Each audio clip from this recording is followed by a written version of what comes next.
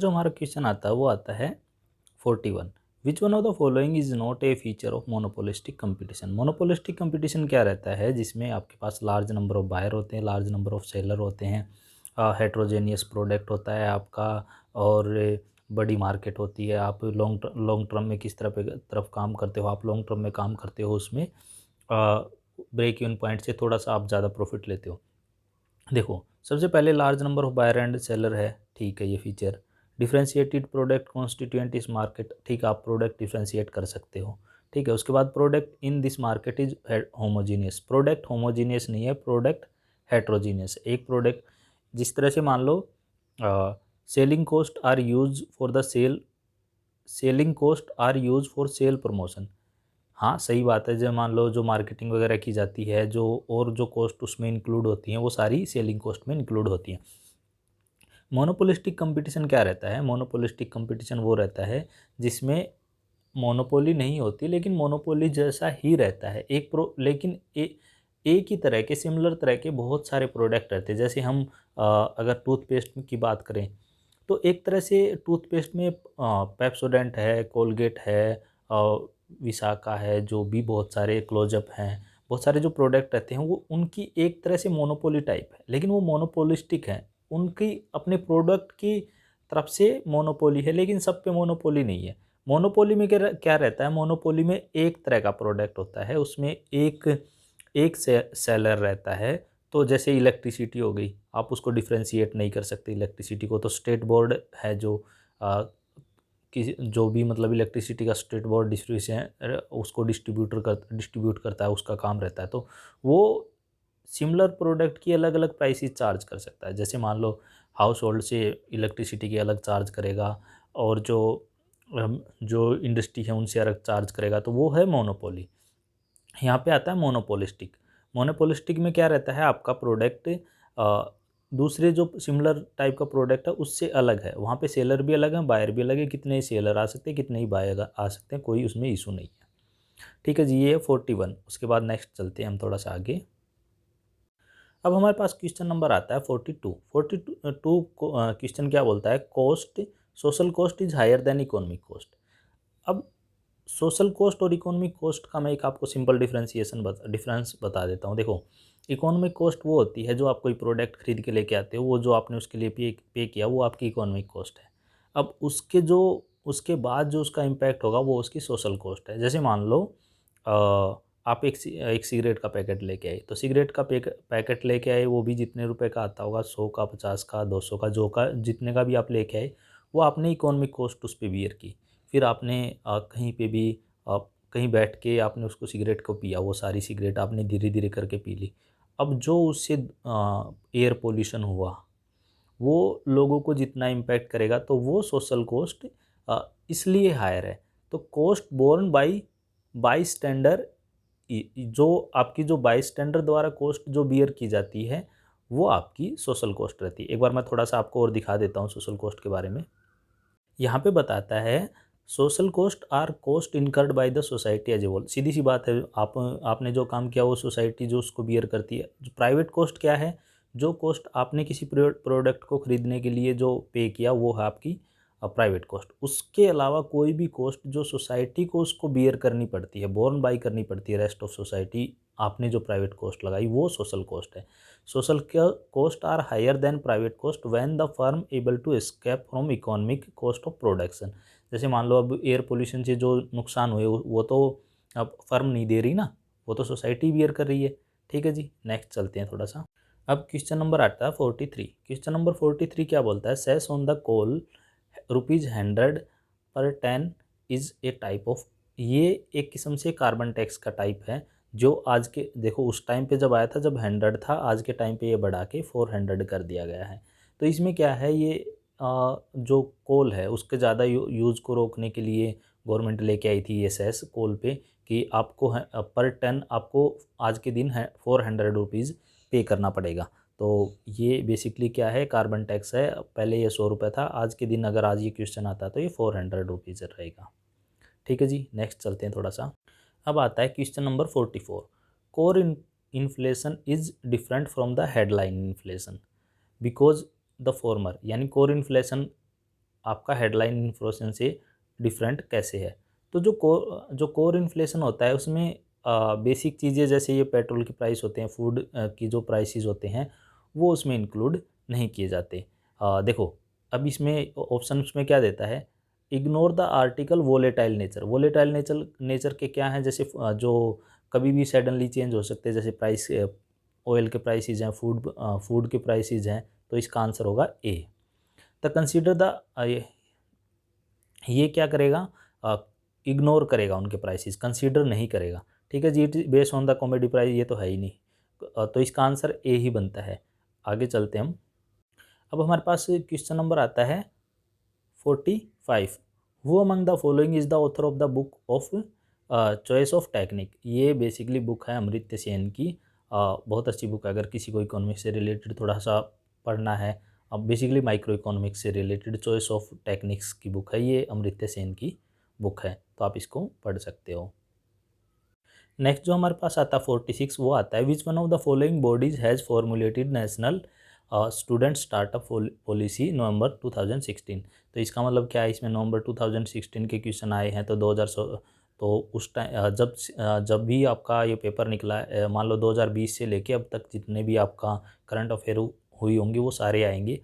तो ये जो बेसिकली शुरू किया था नेशनल स्टूडेंट स्टार्टअप पॉलिसी, ये शुरू की थी AICTE ने। मैं आपको थोड़ा सा डिटेल में बता देता हूँ इसमें था क्या। ये जो है the national student startup policy has been formulated by all India council for technical education. जो टेक्निकल एजुकेशन की जो काउंसिल है ऑल इंडिया की, उसने इसको स्टार्ट किया था सोशियो इकोनॉमिक प्रोग्रेस के लिए। इसका एम क्या था, ये जो पॉलिसी जो बनाई थी स्टूडेंट वाली, इसका एम था achieve this promoting the technology driven student startup. It envisages the 1 lakh technology based student. जो स्टूडेंट टेक्नोलॉजी से रिलेटेड एजुकेशन कर रहे हैं उनको 1 लाख स्टूडेंट एटलीस्ट अपना खुद का स्टार्टअप बनाए, और एक एक बच्चा कम से कम 10 लोगों को रोज़गार दे, तो उससे क्या होगा, 10 लाख लोग से 1 मिलियन एम्प्लॉयमेंट जनरेट हो नेक्स्ट 10 ईयर में। कि मतलब 1 लाख लोगों को वो स्टार्टअप देंगे और उससे क्या होगा, 10 लाख रोज़गार डेवलप होंगे, और इंटरप्रेन्योर की जो वो है इंडिया में, वो भी एक डेवलप होगा, इंटरप्रेन्योर सिस्टम भी डेवलप होगा इंडिया में। ये कुछ इसकी फीचर्स थी। ठीक है जी, सिग्निफिकेंस आपने देख लिया है, इन ऑर्डर टू डेमोग्राफी ये सब जगह दिया जाएगा। और रुको, नेक्स्ट क्वेश्चन हमारे पास आता है 47 number. Who among the following was the chairman of working group determining the methodology of producer price index. ये 2014 में बनाया गया था। तो इसका जो उस टाइम पे बनाया गया था, BN गोल्डर बनाया गया था। ये जो गोल्डर हैं वो बनाया गया था वर्किंग कमेटी का, इनका जो चेयरमैन थे। ये मेथोडोलॉजी डिसाइड करेगी। पहले हमारे पास यहाँ पे चलता था इंडिया में होलसेल प्राइस इंडेक्स, इसकी जगह पे इन्होंने शुरू किया producer price index. Producer price index का मतलब क्या होता है, होलसेल प्राइस इंडेक्स में मतलब ये है कि भाई जो अगर कोई होलसेल में ख़रीदता है तो उस पर कितनी कॉस्ट आएगी, उसमें कितनी इन्फ्लेशन होती है, वो मेजर करने के लिए। प्रोड्यूसर प्राइस इंडेक्स में ये मेजर किया जाएगा कि अगर कोई प्रोड्यूसर है, वो अगर प्रोडक्ट प्रोड्यूस कर रहा था 1 महीने पहले, तो उसको कितनी कॉस्ट आ रही है, 1 महीने बाद उसको कितनी कॉस्ट आ रही है, वो मतलब एक पर्टिकुलर टाइम बाद उसको कितनी कॉस्ट आ रही है, उसको मेजर करने के लिए ये नया फार्मूला मेथोडोलॉजी बनाई गई थी। इसका नाम दिया गया था प्रोडिक्स PPI 2014 में शुरू किया गया था। इसका जो चेयरमैन, इसका मतलब बेसिकली ये करंट अफेयर का क्वेश्चन था। अब जो नेक्स्ट हमारे पास क्वेश्चन आता है वो आता है जो पेशा एक्ट था, panchayat extension to schedule area, जो शेड्यूल ट्राइब जहाँ पे लोग रहते हैं, 1996 में आया था। बहुत इंपॉर्टेंट, इसमें बहुत बार UPSC में से क्वेश्चन आए हैं। और इसमें ये पूछ रहा है कि self governance of natural resources by, इसमें ग्राम सभा को ये पावर देते हैं कि उनके जो नेचुरल रिसोर्सेज हैं उनको वो अपने आप मैनेज कर ले। ये बिल्कुल सिंपल क्वेश्चन है, इस तरह का ही क्वेश्चन आता है UPSC में इससे रिलेटेड, तो आप इसको देख सकते हो। अब हमारे पास नेक्स्ट क्वेश्चन आता है 50 number. Which one of the following country is not member of WTO। WTO का मेंबर कौन नहीं है, जापान मेंबर है, चाइना भी मेंबर है पहले से ही, जापान और चाइना तो पहले से ही, रसिया भी इसका मेंबर बन गया 2002 में। तो ईरान अभी इसका ऑब्जर्वर स्टेटस दे रखा है, ईरान इसका मेंबर नहीं है। तो ये तो आप जनरल क्वेश्चन था, आप वैसे भी लगा सकते हो, क्योंकि ईरान के और अमेरिका के बीच में ऐसा सैंक्शंस टाइप चलता रहता है, तो WTO का ये मेंबर नहीं है। और नेक्स्ट चलते हैं हम। अब यहाँ पे क्वेश्चन नंबर 51 आता है, a stand up enterprise can be established in. जो स्टैंड अप इंटरप्राइजेज है वो कहाँ पे, ये उस टाइम की जो करंट अफेयर का वो क्वेश्चन है, तो मैं थोड़ा सा आपको बता दूंगा। इसमें क्या है, फार्मिंग एक्टिविटीज़ नहीं थी। फार्मिंग इसमें बेसिकली जो मैन्युफैक्चरिंग सेक्टर है, सर्विस सेक्टर है, ट्रेडिंग सेक्टर है, वो इंक्लूड है। तो इसका आंसर तो बनेगा डी, लेकिन इसमें फार्मिंग नहीं था। इसमें अगर आप एग्रीकल्चर से रिलेटेड कोई ट्रेडिंग का काम करते हो, एग्रीकल्चर से रिलेटेड, तो इसमें इंक्लूड होगा, फार्मिंग इंक्लूड नहीं थी इसमें। ठीक है जी। स्टार्टअप बेसिकली किसको दिया जाता है, स्टार्टअप उनको दिया जाता है जो बेसिकली मैन्युफैक्चर जो कोई मतलब इंटरप्रेन्योरशिप में आना चाहते हो। तो फार्मिंग कोई इंटरप्रेन्योरशिप तो है नहीं। फार्मिंग तो बेसिकली क्या है, आप अपना फसल उगाई, उसके बाद आपने उसमें, ये बेसिकली इंडिया में इंटरप्रेन्योरशिप नहीं माना जाता फार्मिंग को। अगर आप बड़े स्तर पे फार्मिंग करते हो, मतलब बिग लेवल एरिया में करते हो, बड़े लेवल पे करते हो, तो आप इसमें काउंट कर सकते हो। लेकिन अगर आप स्मॉल लेवल पे ही रहते हैं इंडिया में, तो इसको आप स्टैंड अप का पार्ट नहीं मानते। स्टैंड अप में क्या है, आप ट्रेडिंग कर सकते हो, सर्विस सेक्टर में आप औरों को एम्प्लॉयमेंट उसमें दोगे, वो सारी चीज़ें इसमें इंक्लूड है। आगे चलते हैं। अब हमारे पास क्वेश्चन नंबर आता है 52। क्वेश्चन नंबर 52 क्या बोलता है, who among the following were confirm with the Rajiv Gandhi Khel Ratna award 2016। अब देखो वो 2016 में किसको मिला था, वो क्वेश्चन यहाँ पे आया है। तो मैं आपको नहीं बताऊंगा कि भाई किसको मिला था, लेकिन मैं आपको दिखा दूंगा, आप खुद ही आइडिया लगा लेना इसमें से क्या आपका आंसर बनेगा। लेकिन हमारे लिए इम्पोर्टेंट ये है कि 2020 का, 21 का तो किसी को दिया नहीं है, 2020 का राजीव गांधी खेल रत्न अवार्ड किसको दिया है वो हम देख लेते हैं। 2020 में जो राजीव गांधी खेल रत्न अवार्ड दिया है वो 4 लोगों को दिया है। रोहित शर्मा क्रिकेटर हैं, विनीश फोगाट है, वो बेसिकली आपके रेसलिंग से आते हैं, वीमेन रेसलिंग से आते हैं। फिर आता है मरियप्पन थेनगेवेलु, ये भी बहुत अच्छे एथलीट हैं, पैरा ओलंपिक में हैं, इंडिया का बहुत नाम रोशन किया इन्होंने भी। फिर आता है मनिका बत्रा। मनिका बत्रा आपका टेबल टेनिस में आते हैं, तो इन्होंने भी काफ़ी इंडिया के लिए किया है, तभी राजीव गांधी खेल रत्न अवार्ड दिया गया इनको। तो अब हमारे पास क्या बात आती है यहाँ पे, इस साल आपको 4 लोगों को दिया गया है, रोहित शर्मा, विनीश फोगाट, मरियप्पन थेंगावेलु और मनिका बत्रा। ये तो हो गया 2020 का। तो इन्हीं में से क्वेश्चन बनेगा, तो इस तरह का बनेगा आपको। 2016 का तो वो पूछेगा नहीं। तो 2016 में किसको दिया था, 2016 में 3 लोगों को दिया था, साक्षी मलिक, PV सिंधु और दीपा कारमाकर। तो आप अपना देख के उसमें निशान लगा सकते हैं किस। अब हमारे पास आता है question number 54। Startup hub are agreed to set up. इसमें क्या था, इसमें सेंट्रल यूनिवर्सिटीज़ नहीं है, बाकी तीनों हैं। ठीक है जी। तो उस टाइम का ये क्वेश्चन रहा हुआ है। तो स्टार्टअप हब्स में अब हम जो मेन है, अब हमारे पास क्वेश्चन नंबर आता है 53। ISRO in August 2016 successfully test launch supersonic combustion ramjet scramjet engine, which was the following statement regarding the scramjet engine. इनके बीच, इनके लिए 2 बातें हैं। पहला, it can be efficiently operate both subsonic and supersonic combustion, ये ठीक है। India is the first country demonstrate flight testing. देखो फर्स्ट कंट्री नहीं हो सकता इस तरह से, मतलब रसिया में, चाइना पे और अमेरिका पे ये हैं। तो इसका आंसर हो गया ओनली ए। अब जो नेक्स्ट क्वेश्चन हमारे पास आता है 55। स्टार्टअप, देखो स्टैंड अप में क्या है, मतलब इंडिया प्रोग्राम इन्वेस्टिज द, इसमें सही बात है 10 लाख से 100 लाख तक का दिया जाता है। सबसे पहले एटलीस्ट 1 SC/ST बोरोवर होना चाहिए, सही बात है। एटलीस्ट विमेन एम्पावरमेंट के लिए तो विमेन भी होनी चाहिए। रूरल का कोई इसमें इशू नहीं था, तो इसका आंसर रहेगा डी। मैं एक बार आपको थोड़ी सी ये वाली स्कीम दिखा भी देता हूँ, स्टैंड अप वाली। ये कुछ 3 एलिजिबिलिटी हैं जो चाहिए आपको स्टैंड अप लोन लेने के लिए। एलिजिबिलिटी ये है, पहला SC/ST हो या वीमेन एंटरप्रेन्योर हो, मतलब SC/ST भी हो सकता है या वीमेन भी हो सकता है, उनकी एज 18 से ज़्यादा हो वो। लोन इस स्कीम में जो अवेलेबल होगा वो ग्रीन फील्ड प्रोजेक्ट में जाएगा। ग्रीन फील्ड प्रोजेक्ट का मतलब क्या होता है, जो जिसमें बायोडिग्रेडेबल और इस तरह का। एक क्वेश्चन और भी आया था यहाँ से, देखो यहाँ पे बता रहा है वो पॉइंट नंबर 2 में ही, जो आपको जो किन तरह से जो दिया जाएगा, किन किन फील्ड में।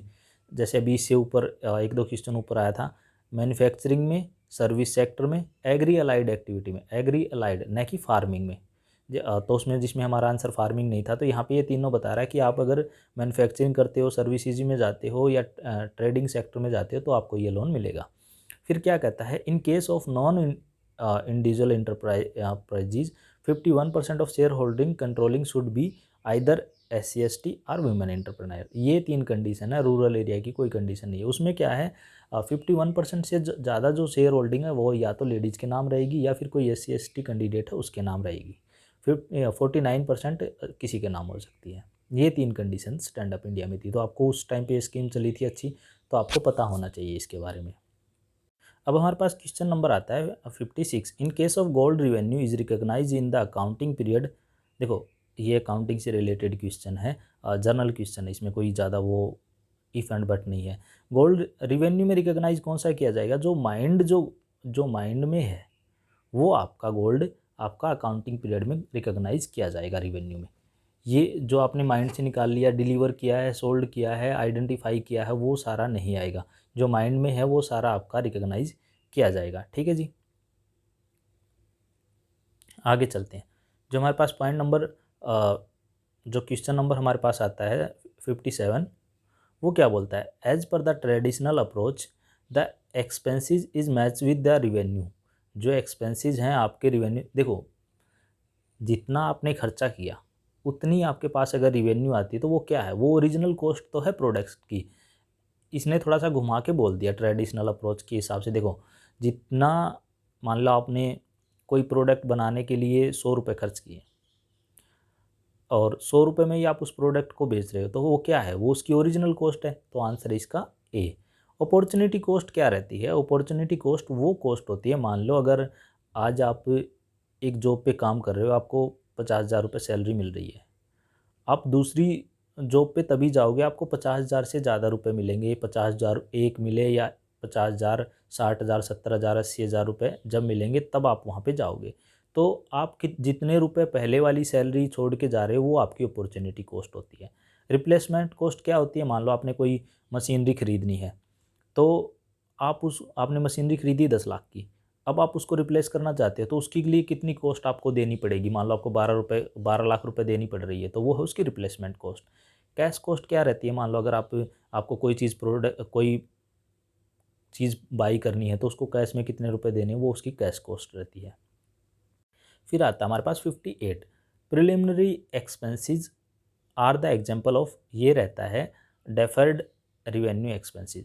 देखो प्रिलिमिनरी एक्सपेंसेस क्या रहता है, प्रिलिमिनरी एक्सपेंसेस वो होता है जब भी कोई आप बिजनेस शुरू करते हो उससे पहले आप जो खर्चे करते हो वो सारे आपके प्रिलिमिनरी एक्सपेंसेस में आते हैं, तो उनको आप डेफर कर सकते हो। प्रिलिमिनरी एक्सपेंसेस किस तरह के, जैसे मान लो आपने कोई कंपनी बनाई, तो उससे कंपनी बनाने से पहले आपको कुछ कंपनी के डॉक्यूमेंट वगैरह बनाने थे, कंपनी का नाम रजिस्टर कराना था, कुछ जगह रजिस्टर करानी थी, ऑफिस रजिस्टर कराना था, वो सारे जो खर्चे आपने कराए, अगर आप कोई पेटेंट वगैरह ले रहे हो उसका जो खर्चा किया, वो सारे आपके डेफर्ड रिवेन्यू एक्सपेंडिचर। हाँ, आप उनको जब आपका बिजनेस चलेगा धीरे धीरे उनको चार्ज करोगे।